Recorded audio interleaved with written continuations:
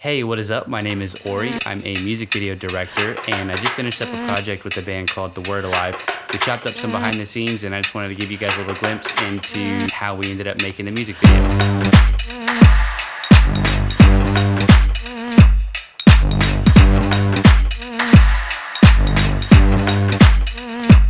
So right now we're setting up the moving headlights that we rented for this. They're in sync with the actual song, so like during the verses they kind of move along to the beat of the drums, and during the chorus they spin around and give us a lot more energy. Does that feel better? Yeah. Noah, do you want to look at these lights really quick? Basically, the lights are all synced up to the tempo map in my DAW, and you control them with both MIDI and automation. And because the song doesn't have any tempo changes or anything like that, it's pretty easy to keep a consistent rhythm with all like the oscillators and whatnot in the preset manager. We're going to be using a small like anamorphic adapter to try to mimic the look and the compression of like a classic anamorphic shot. And to kind of sell that even further, we're going to use these little points of light that are going to kind of just hit the front of the lens a lot, and I think that's just going to swarm the lens with flares and just going to make it look a little bit more grand. Take a look at these things.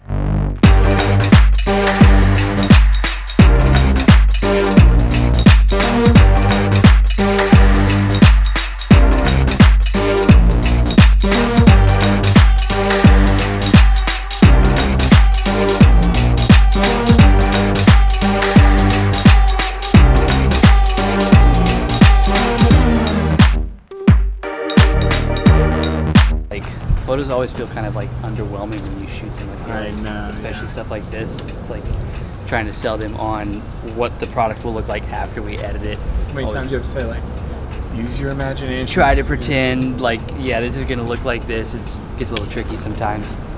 And not so much where it's like flip bobbing around and stuff like that, but just kind of more like in the chest, just kind of like stuff like that. Yeah, exactly, stuff like that would be cool. And for the chorus, like let's do it like this, where it's like, boom, come back and jam it, and then back into it. Like, so it's like on the one, yeah, we'll do like some, and I think that'll look really good if you guys are hitting that at the same time for like, if Telly hits like a stomp or something when you guys go down and come up and riff for a second.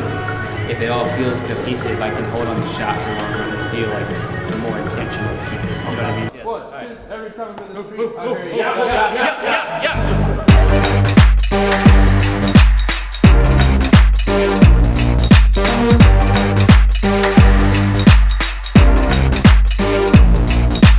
Right now we're in the middle of the shoot. Just wanted to give you guys a little update on what we're up to. We changed up the lighting setup just a little bit, and so now we threw up a SL-150 just to kind of key out some of the guys. We felt like the spotlights were a little too contrasting, so we wanted to flood it a little bit. In addition to that, we've got the hazer going in between the light, which is kind of in a way like diffusing the light so it doesn't feel like such harsh key light like it is right now, because I'm a little bit closer to it. We also added two SL60s in the background just to kind of cut all the guys out, so that way when the lights are moving around and they don't point behind them, you still get their shape and still kind of make out what's going on in the room. When it comes to like mouth to mic, are you a fan of it being his mouth being a few inches off the microphone, or are you okay with him getting really close? I'm okay with getting close. I think the issue was just the hands in front of the mic. So if we go both hands, let's just go for the stand. One hand on the mic is very cool as long as the other hand is back.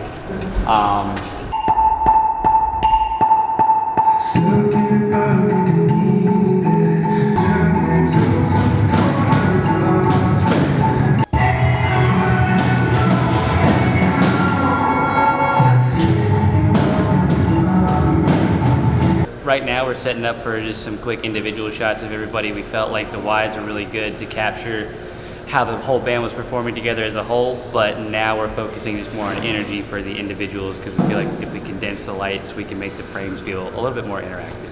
We've got Matt set up, and then all four of the moving headlights set up to point right at him.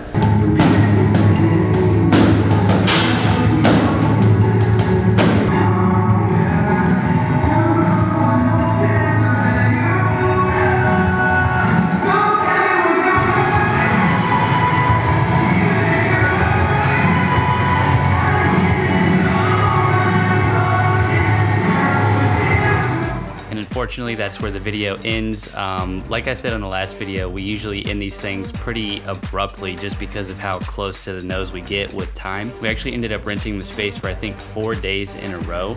So day 1 was kind of big because we had to unload all the gear and station up all of our sets, and day 4, our wrap day, was one of the biggest days because we actually had to clean everything up and get everything out of there. So on top of shooting the whole video, we also had to block out the time that we would need to get everything out, which made things a little bit more stressful, but all in all it ended up working. I think we ended up going over time a little bit, but sometimes that happens and you just kind of have to roll with it. Anyway, thank you guys for watching. I really do appreciate it.